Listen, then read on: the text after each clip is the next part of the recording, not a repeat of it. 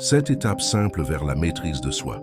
En 2026, tu n'as plus le luxe de vivre en pilote automatique. Le monde dans lequel tu évolues est conçu pour capter ton attention, fragmenter ton énergie et te maintenir dans des cycles de stimulation constante. Notifications, dopamine facile, sexualité surconsommée, distraction numérique, confort permanent. Tout concourt à affaiblir ta capacité de concentration, ton rapport au temps et surtout ton autorité intérieure. Développer la maîtrise de soi n'est donc plus une option. La première étape consiste à reprendre le contrôle de ton attention. Ton attention est ton capital le plus précieux.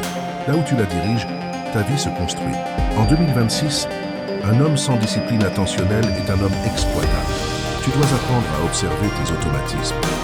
Combien de fois par jour tu consultes ton téléphone, ce que tu consommes comme contenu, ce qui déclenche tes pulsions de fuite ou de compensation. La maîtrise de soi commence par cette lucidité froide. Voir sans te mentir, où ton énergie se dissipe inutilement.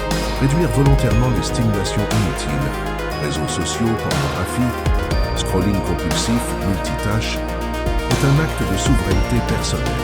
La deuxième étape est la maîtrise du corps. Tu ne peux pas prétendre te gouverner mentalement si ton corps est en déséquilibre chronique. Le sommeil, l'alimentation, l'activité physique et la respiration sont les fondations invisibles de ta stabilité intérieure. En 2026, beaucoup d'hommes sont intellectuellement éveillés mais physiologiquement épuisés. Tu dois redevenir sensible à tes rythmes biologiques. Dormir suffisamment, manger simplement, bouger quotidiennement, respirer consciemment. Ce n'est pas du bien-être, c'est de la régulation nerveuse. Un système nerveux régulé te donne accès à des choix conscients au lieu de réactions impulsives. La troisième étape est la transmutation de tes pulsions. Tes désirs ne sont pas tes ennemis, mais laissés sans cadre, ils te gouvernent. Sexualité, colère, ambition, besoin de reconnaissance, ce sont des forces brutes.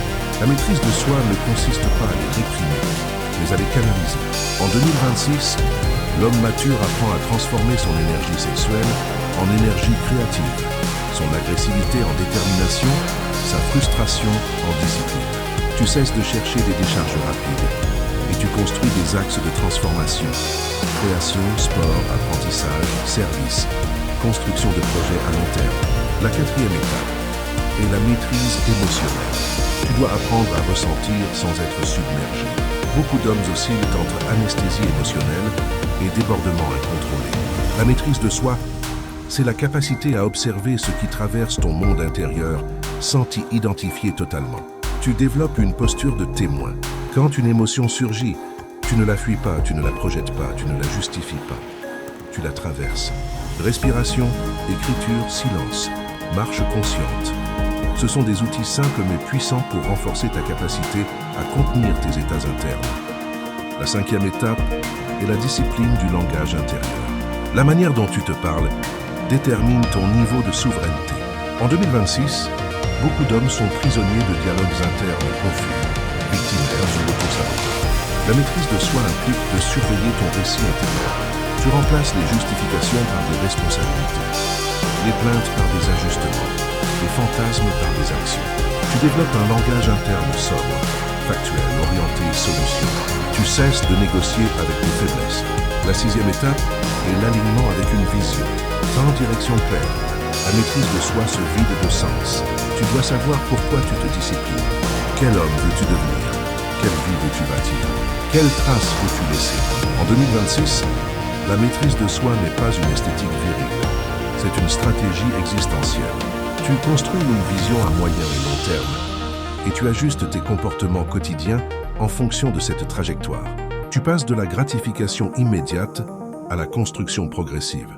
Enfin, la dernière étape est l'intégration spirituelle.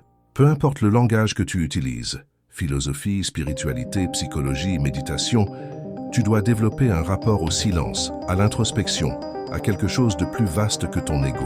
La maîtrise de soi ultime n'est pas le contrôle rigide, mais la présence lucide. Tu apprends à habiter ton corps, ton esprit et ton temps avec cohérence. Tu n'es plus dispersé, tu es centré. En 2026, la maîtrise de soi n'est pas un luxe réservé à quelques initiés. C'est ce qui distingue un homme conscient d'un homme conditionné.